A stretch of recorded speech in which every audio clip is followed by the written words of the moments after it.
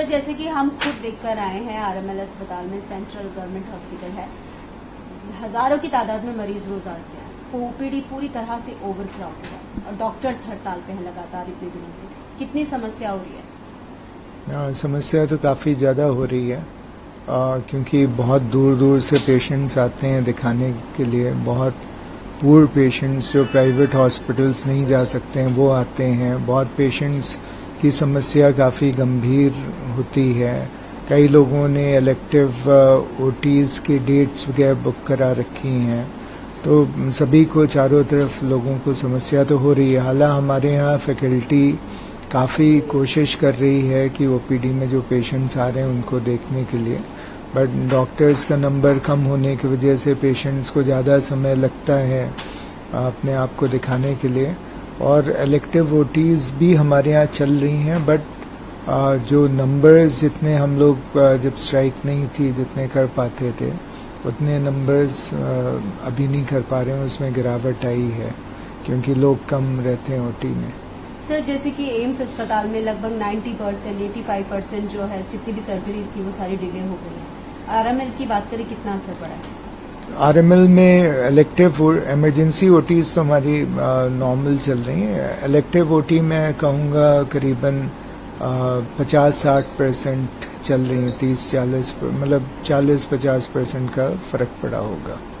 Sir आपने पहले भी अपील की थी, फिर उसके बाद जो यहाँ की आरडीए है आरएमएल अस्पताल की, उन्होंने भी कहा था कि वो स्ट्राइक कॉल ऑफ कर देंगे। उसके बाद जो है उन्होंने मना कर दिया। तो ऐसे में आपने अपील की थी किसी तरह की, अब दोबारा बातचीत हुई है आपकी इनसे? दोबारा बातचीत हुई है। मैंने कल भी एक लेटर भी इशू किया है, दोबारा अपील किया इनको, बिकॉज इन्होंने प्रॉमिस किया था कि हम स्ट्राइक कॉल ऑफ कर देंगे। तो बट पता नहीं क्या हुआ कि फिर वो नहीं उन्होंने कॉल ऑफ की लिख के देने के बावजूद। तो हमने इनको अपील भी किया, काउंसिल भी किया है।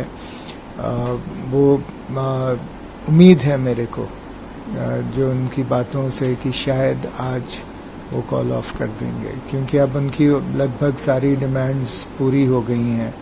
तो कोई ऐसी डिमांड बची नहीं जो कि जो सरकार ने पूरी ना की हो। हमारे मंत्री जी ने भी एश्योरेंस ऑलरेडी दे चुके हैं एंड ऑनरेबल सुप्रीम कोर्ट भी इस मैटर को सुनवाई कर रहा है। 2 दिन पहले भी किया था, आज भी करने जा रहा है। Chief justice of India already appeal कर चुके हैं स्ट्राइक कॉल ऑफ करने के लिए। तो आई एम होपफुल कि आज हो जाना चाहिए। इनसे बात हुई थी, कह तो रहे थे।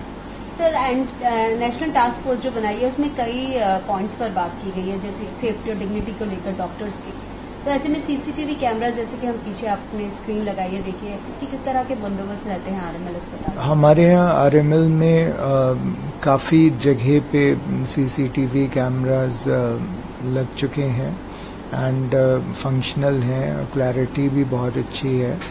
और कुछ जगह हैं जहाँ पे अभी सीसीटीवी कैमराज और लगने हैं, तो वो हमने आइडेंटिफाई कर रखा है। उसके लिए वो प्रोसेस लगाने का जारी है। सर एलटीएफ की जो पॉइंट्स है उसमें ये भी है कि सेपरेट रूम डॉक्टर्स के लिए, फीमेल डॉक्टर्स के लिए, इस पर भी आप काम करना चाहिए। तो मैंने एक सिक्योरिटी कमेटी भी अपने यहाँ कॉन्स्टिट्यूट कर दी थी। जब इनकी स्ट्राइक जो है इन्होंने स्ट्राइक पे बैठे थे, लास्ट वीक संडे से बैठे थे, तो मैंने मंडे को एक सारी एचओडीज़ की मीटिंग की थी जिसमें कि सारे इनके सिक्योरिटी इश्यूज़ को डिस्कस किया था। उसमें आरडीए के लोगों को भी बुलाया था, स्टूडेंट्स काउंसिल के लोगों को भी बुलाया था एंड फिर हमने डिसाइड किया था कि एक हम सिक्योरिटी कमेटी कॉन्स्टिट्यूट करेंगे। और कमेटी भी हमने कॉन्स्टिट्यूट कर दी है। उसमें आरडीए के भी डॉक्टर्स होंगे, उसमें स्टूडेंट्स काउंसिल के भी डॉक्टर्स होंगे, उसमें सिस्टर्स भी होंगी एंड उसमें लगभग जो मेल फीमेल रेशियो है 50-50 है एंड वो ख़ास तौर से जो वुमेन की रिलेटेड जो स्टाफ है उनके रिलेटेड इश्यूज़ को देखेंगे। तो वो ये सारा मैंने उनको बोला है, एक एक वार्ड में जाके एक एक जगह जाके देखेंगे क्या क्या डेफिशिएंसीज़ हैं, क्या क्या इम्प्रूवमेंट्स और हो सकते हैं। तो वो सारा हमें रिपोर्ट सबमिट करेंगे।